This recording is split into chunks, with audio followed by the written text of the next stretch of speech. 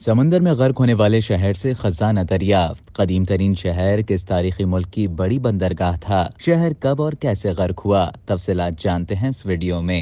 ماہرین آثار قدیمہ نے بحر روم میں 1000 سال سے زائد عرصے قبل ڈوب جانے والے مصر کے ایک شہر سے نیا خزانہ دریافت کیا ہے۔ ہرقلون نامی یہ شہر 331 قبل مسیح میں اسکندریہ شہر کے قیام سے قبل مصر کی سب سے بڑی بندرگاہ تھا، جو 8ویں صدی میں بحر روم کی گہرائیوں میں گم ہو گیا۔ اس شہر کو 2000 میں فرانس کے ماہر آثار قدیمہ فرینک گوڈیو کی سربراہی میں ایک ٹیم نے دریافت کیا تھا۔ اب فرینک گوڈیو کی ہی ٹیم نے وہاں سے مختلف اشیاء کو نکالا ہے، جس میں سونے کے زیورات، چاندی کے برتن اور بطخ کی ساخت کی ایک عجیب سی ڈیوائس بھی شامل ہے۔ اس کے ساتھ ساتھ سیرامکس کا بنا ایک ہاتھ بھی سمندر کی گہرائی سے نکالا گیا۔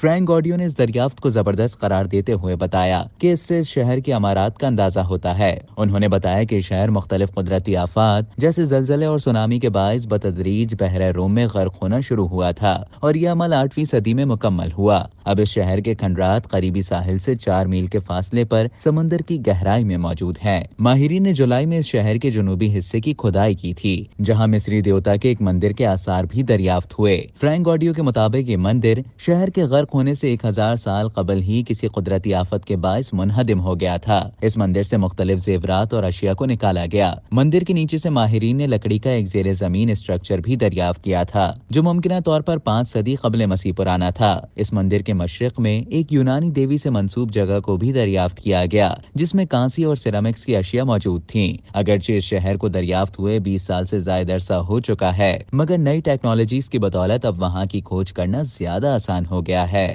اب تک کے لیے اتنا ہی۔ مزید خبروں اور نیوز اپڈیٹس کے لیے ڈیلی جنگ کے YouTube چینل کو سبسکرائب کریں اور فیس بک کے پیج کو لائک کرنا نہ بھولیں۔